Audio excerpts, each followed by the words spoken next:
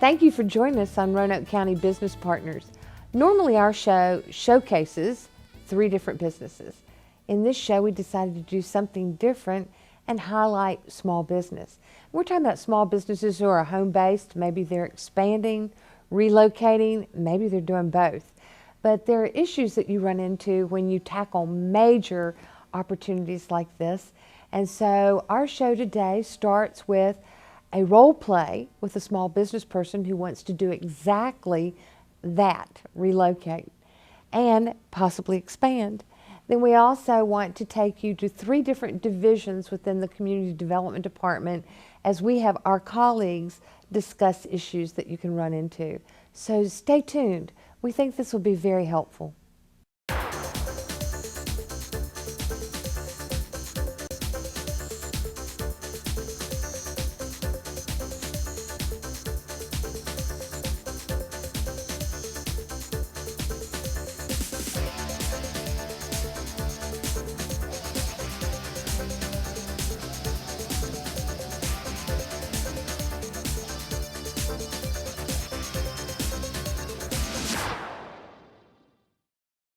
Jimmy, I'm so glad you came in and we finally get to meet face to face and not here over an email or over the phone. Could you start out by maybe just tell me a little bit about your business and what your vision is maybe for the next couple of years, like what you want to do? Sure. I started Jimmy's Bar and Grill out on the county side of Brambleton.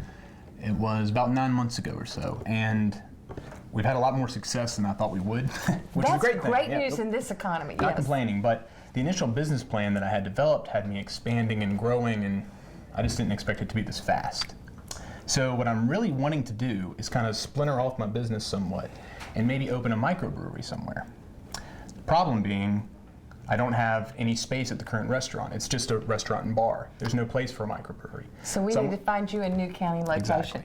Do you have a preference? Do you want to stay south side, north side, west? Logistically, I'm hoping to stay somewhere around Southwest County. Okay, all right.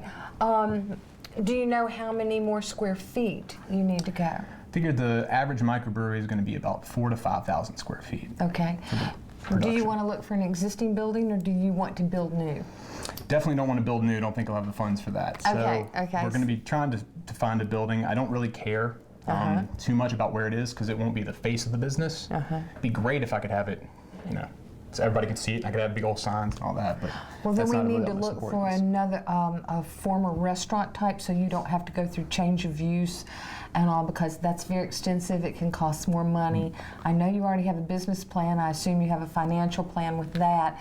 So in order to stay within those parameters, we'll want to get you down to the building department to talk about change of use. Okay. I think we'd also like to get you to go over to the planning department and talk to them about zoning so that you stay in the correct zoning for the, I know you're fine with a bar, but since you want to add a brewery, we need to make sure that you're in the correct zoning area for that also, because those can be real problems later if you sign a lease, if you buy an existing building in an area that you cannot do business.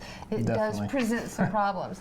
And if we can find the right size existing building, you're set. But if you need to expand it a little bit, are you willing to do that for the brewery? I think I'd be willing to, yeah. Okay, then we also might have to look at some stormwater management issues along the way. So why don't we set up some appointments for you, and I have quite a bit of literature here for you. Mainly, I want you to look at this. This is something we give to everyone that's interested in starting a business in the county. Okay. And it just takes you through some of the things on the local, the state level, even the federal that you need to think about, make sure you're covering, and then on the back, tons of state and federal resources. And any questions you have, please call me at my office. This is my business card, and I'll be happy to help you with whatever I can do, okay? Well, thank you very much, Melinda. I'll give you one of mine as well. I like that. And why don't we go downstairs right now to Community Development and see if we can set up a couple of appointments, okay? Sounds great. Okay, great. Welcome to Roanoke County Business Partners. That was a scenario that Jimmy Lyon and I put together so that you could see the types of business calls that we get here in economic development and in community development on a monthly basis. It's home businesses that want to move out and get an existing business, or they want to build. It's an existing business that wants to expand.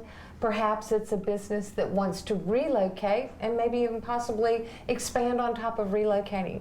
But whatever the scenario is, we want to make sure that before you sign a lease, before you buy a building, you come into the county, the Roanoke County Administration Center, meet with us in economic development, and we'll take you down and introduce you in community development, or we'll help you set up the appointments.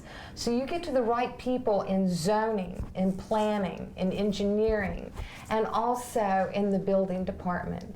So we hope that you will enjoy the show that we've put together, because we have chosen several topics that can be issues to businesses that haven't done their due diligence. So stay tuned, and if you have any questions, give us a call.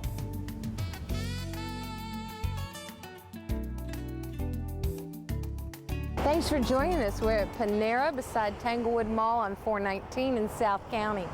If you are a home-based business, or a business that wants to expand, or you're a business that wants to relocate, there are different challenges that you run into, and one of them can be zoning, or even more specifically, a special use permit. Panera Bread and Mill Mountain Coffee and Tea have both gone through the special use permit with flying colors, I might add. So stay tuned as John Murphy, who is the zoning administrator for Roanoke County, and Megan Cronice, who is the principal planner, talk us through the zoning issues that face businesses who are thinking about expanding or possibly relocating. Thank you, Melinda. So if you want to start a new business in Roanoke County and it's a step above the home occupation, Roanoke County has two commercial zoning districts. We have the C1 district, which is our office commercial or light commercial, and we have our C2, which is our general commercial district. For example, office commercial would allow a medical office, a general office, a financial institution, and even a veterinary office, whereas the C2 general zoning district would allow for convenience store with a special use permit, or a bank, or a restaurant, such as Panera Bread we're in front of this morning. When you're looking at a property zoning to purchase or lease, you always want to check with the Department of Community Development to make sure that your use matches the appropriate zoning district. As I mentioned, there's two zoning districts in Roanoke County, but there's also conditions that may be on a property from a previous rezoning. You need to make sure that you're going to be in compliance with those regulations. Now I'd like to turn over to Megan Cronice, who's going to discuss the special use permit process here at Panera Bread. Panera Bread opened in 2006, and this past year they requested a special use permit for a drive-thru. Now they went through this process earlier this year, and there are several things that you need as part of your special use permit application. There's an application fee. You need to have a concept plan that shows the layout of the site, any parking spaces, landscaping, and other items you have to use to comply with the zoning ordinance. The special use permit process is very similar to the rezoning application process. There are several things that need to be submitted to us, including the application. There is a fee along with that, and a fee for advertising costs. You also need a concept plan showing zoning compliance for landscaping, parking, and other items. And you also need to submit rendering showing what you'd like to do. And in our case, Panera submitted a beautiful concept plan, and they also submitted rendering showing what the signage would look like, what the drive-thru would look like, and also landscaping. Also, as part of this process, it's about a 3-month process, and there's a public hearing with the Planning Commission and a public hearing with the Board of Supervisors. The agencies involved in reviewing the special use permit include zoning, building, fire marshal, the Western Virginia Water Authority, also the Virginia Department of Transportation, and they will all submit their comments back to the planner in charge of the case. Now, at the public hearing with the board, they may impose conditions on your special use permit. In this case, the board imposed the condition that the development must be in substantial conformance with the concept plan. This is Panera Bread before the special use permit, and they have not constructed the drive-thru yet, but we're going to be moving up to Mill Mountain Coffee and Tea to show you what a special use permit looks like after it's been constructed, and John will discuss that.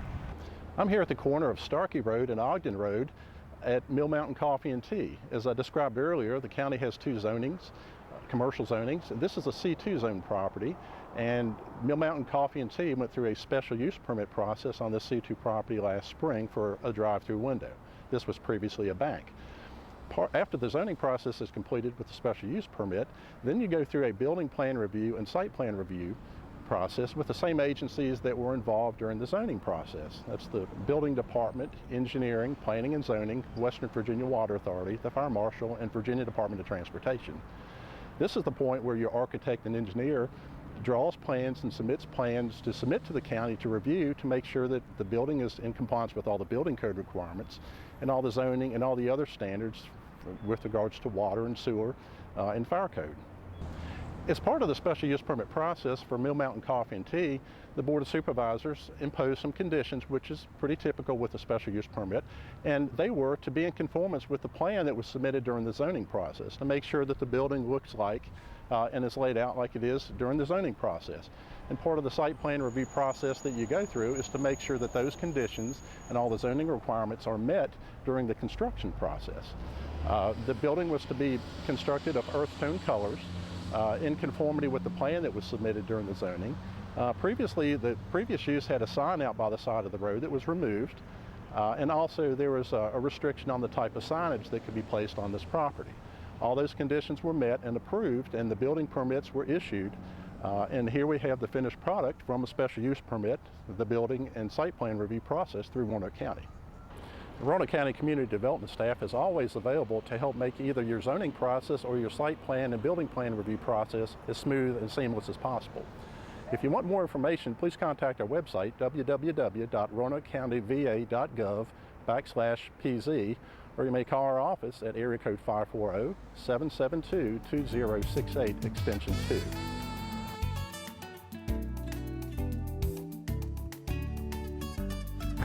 Welcome back. We're in North County on Peters Creek Road at Brogan Insurance. Brogan Insurance is a great example of change of use, where they went from a private residence and expanded into an office setting. So now I'd like to introduce you to Roanoke County's Building Commissioner, Joel Baker, and Roanoke County's Assistant Building Commissioner, Andy Morris. And they're going to take you through a few steps of things you should watch when you're expanding in an existing business or doing a change of use. So Joel, let me turn the program over to you. Thank you, Melinda. I'm Andy Morris. I'm with Roanoke County Assistant Building Commissioner, and with me is Joe Baker, the Building Commissioner of Roanoke County. Joe? Hello, Andy, and thanks again, Melinda. We wanted to discuss some of the things that a new business would look for when trying to find a location. And this proved to be a great example of the things you might run into during that process. As you may not be aware, every building is not built for every use imaginable. When a builder builds a new building, he builds it for a specific use. So as you come along and want to start your business and you're looking for buildings, the best advice we give you is try to find a building that has been previously used for a business very similar to the one you want to use. If you can't find one like that, there are several things you need to consider before you sign on the dotted line. One of them being the structural capabilities of the building. Is it strong enough to handle what it is you plan to do in the building? You're going to put more people, you're going to put more storage, files, merchandise, whatever it is your business is in that building. So that has to be verified. Another thing to consider is the accessibility, and we get quite a lot of questions on accessibility. What do I have to do to make this building handicap accessible? And on an existing building, it's really not too hard, very, very minimal. The main thing is you want to be able to have your service available to everyone, all members of the public. So you'll need to have at least a parking space, a route from that parking space into the building, and then what's called the primary function area. Whatever your business is, that part of the building needs to be accessible to persons in wheelchairs. So when you're looking for a site, some of the best things to do, like this one, for instance, this is fairly level side. It was easy to put in a handicap parking space.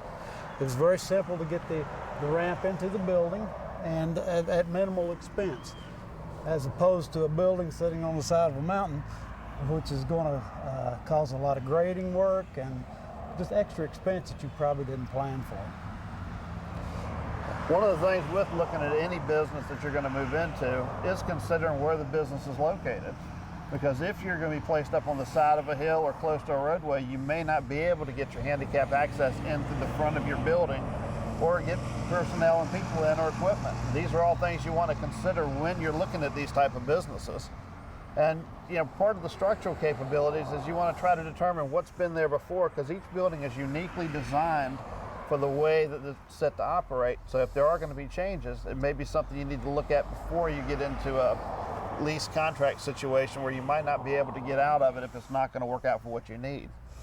Exactly, and quite often you may find yourself having to seek professional help to do some of these things. So if it's beyond your capabilities, your skills as a individual, you may need the assistance of an architect or an engineer to help you evaluate the building, evaluate the site, and just see what type of problems are possibly in your way before you sign on the line and purchase or lease that property, and find yourself with some surprises at the end. One of the other things that comes up quite often that is relatively new and a lot of folks don't think of is back to the same issue of an existing building. How about firefighting service? A lot, especially a building that was built as a residence, may not have a fire hydrant nearby, may not have a water line of a size to be able to provide adequate fire flow for this new business and new use of the building, which is going to have a higher fire load and a greater need for a water supply because of the additional storage or additional people or whatever the case may be. So one of the things that you'll always need to concern yourself with, and you can do this through the county's fire department, through the fire marshal's office, is verify that there is indeed the adequate water supply to the site to enable firefighters to adequately fight the fire on behalf. If it's not there, you may be looking at the expense of extending lines, installing hydrants, etc. So that's a very big unexpected expense that you could find yourself looking at if you haven't checked that out beforehand. Now with that, all this comes together and it basically tells you one thing about a business. When you go into it, you'll want to be sure you do your homework before you get too far into that situation. Our office is always available for if you have questions or have concerns. We can help you and give you some guidance in opposite directions or directions you're trying to go to and give you site and codes. Mm-hmm. And we're always available to answer these calls. Just feel free to call us. That's right. If you're wondering what the current approved use of a building is, all you need to do is give us a call. We can look that up and tell you what's on the records, and you'll see what kind of challenges you may or may not have in utilizing the building that you've chosen. Gentlemen, thank you so much. We appreciate you being on the show. We appreciate you walking through some obstacles that businesses who are trying to expand and think they've planned everything out, but maybe they haven't, so you've given them a heads up on how to avoid future problems. Appreciate your time. Thank you. And you stay tuned. We appreciate your time too.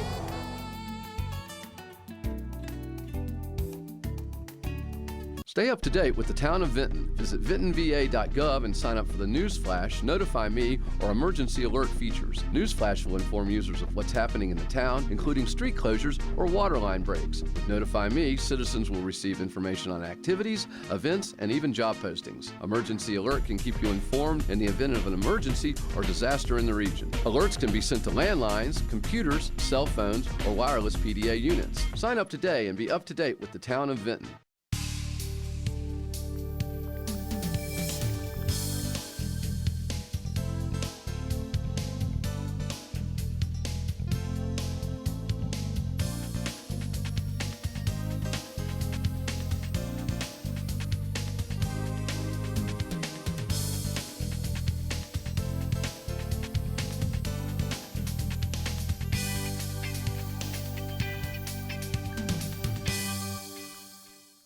Welcome to Freedom First Credit Union. We're in Valley Point now. Freedom First in the last year added a 5,000 square foot addition to the back of their building. And with that means more employees and that means more parking needs. So that brings up the issue of stormwater management. So we're going to go over to the other side of the building and talk with Bob Atkinson about the issue of stormwater management and how it impacts your plans to either expand or relocate. And we're in the parking lot of Freedom First Credit Union, and they're doing an expansion. And with me now is Bob Atkinson. Bob is Engineering Project Manager for the County of Roanoke. Bob, appreciate you being on the show today while we're trying to give tips to businesses who want to expand or locate or that type of thing in another, place in the county. Thank you, Melinda. I appreciate the opportunity. We're always happy any chance we have an opportunity to talk to developers or builders, owners, or whatever, especially when they're contemplating a project in Roanoke County, and specifically as it relates to stormwater management, because it may not seem real obvious to a lot of people, but the stormwater management issues that come up play a huge role in these projects. So I don't think businesses think about that. I think you're exactly right. Well, it's probably one of the things that they don't think about up front, but it ends up being a huge part of the process. So, and a costly part, am I correct? And costly. Time is money, and like I say, we appreciate any opportunity to talk about stormwater management and to try to educate people on what needs to be done. Mm-hmm. As you know, there's really three main things that we consider when we're talking about stormwater management. The first one is E&S, or erosion and sediment control, and those can be thought of typically as kind of temporary measures during construction. So we have some measures that apply to any project anywhere that has land disturbance, and so that applies to all projects. But stormwater management, the other two conditions, really apply to commercial projects. And every commercial project, regardless of the size, they range from a fairly simple project like this one to maybe a larger project like Walmart or whatever. It may be a little more obvious on a Walmart project, but even on a project like this, it plays a significant role. There's regulations in place. These regulations are put in place. They started back in the mid-70s with the passage of the Clean Water Act. Right. And those are federal regulations put in place, and those are pushed down to the state. The state is permitted to run these programs at the state level, and then in turn the state pushes it down to the local level, and we're permitted through the state to make sure that we're in compliance with these federal laws. So, although they're pretty much the same, local communities may tweak their ordinances a little bit. Usually that's for locality-specific things, like for Roanoke Valley, because of our proximity to the Roanoke River, and also because of the tendency to flood, we may add something to the ordinances to offset some of those local concerns. But that makes sense, though. Yeah, these are federal laws that are pushed down, and we really have no choice but to make sure that we are complying with our permits. So. Okay, so now with a business like Freedom First, you talked about temporary measures with erosion and soil control. Right. Then you talked about the permanent, which affects the quality and the quantity of the stormwater. Right. Kind of illustrate what's going on. They're doing a parking lot expansion here, and this was their detention pond originally, right? That's correct. And then they added on an addition to the building, which meant more people inside, so they've got to park more people outside. So how are they accomplishing this? Well, when this building was first constructed, they complied with their stormwater management requirements by building a detention pond. And the detention pond at that time is all that was required by the regulations. Right. Basically, it collects water during the storm, then it releases it at a lower rate after the storm has passed through. So you're providing protection to the downstream conveyances. But you have to keep the detention pond. Yes, they have to keep it. And of course, the regulations are always changing. We just had recent changes to the regulation. We're going through a transition period right now where everybody has to update their ordinances and all that to reflect the new changes. And so now the regulations that we're under not only require that stormwater detention, but we also have to address quality, the second part of the stormwater management. So what did they do here? I mean, well, in this right case, now we just see dirt. But it seems like a simple project. We just want to put in some more parking, but it's never quite that simple. Nothing's ever simple, is it? Especially when the parking needs to go where the stormwater pond was located. So in this case, their engineers selected a system that basically put their stormwater volume of storage that was required underground, and then they treat their stormwater management, the quality part of it, by use of some Well, show us the example you hear, and well, you this show is us what. typical All right.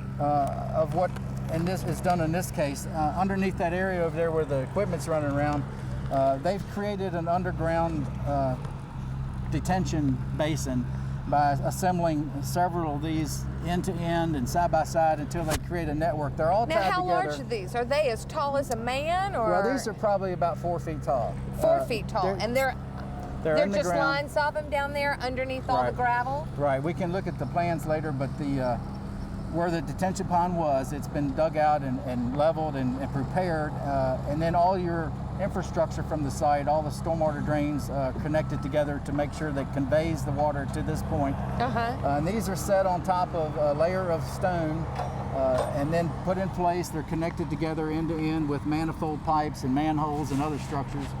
And then it's covered with gravel, and on top of that, ultimately your pavement surface will be located. So your underground detention is still here, but it's underground, it's out of sight, and it's been increased to handle the increase of the impervious area on this Well, site. now this is a major project.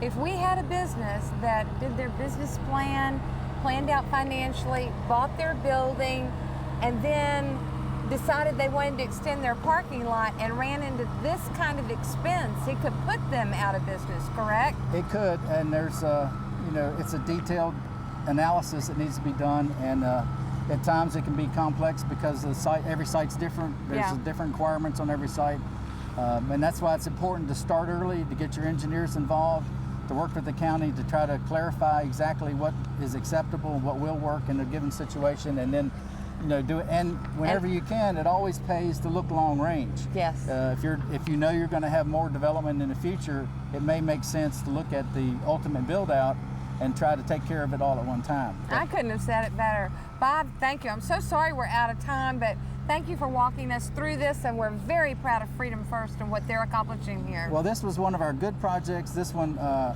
say good project, they're all good, but this one was good because they really did their homework up front, and it went through the review processes, and the construction has proceeded rather quickly, so we're always happy when we have a good success to talk about. That's exactly right. Thank you. Stay tuned. We'll be right back.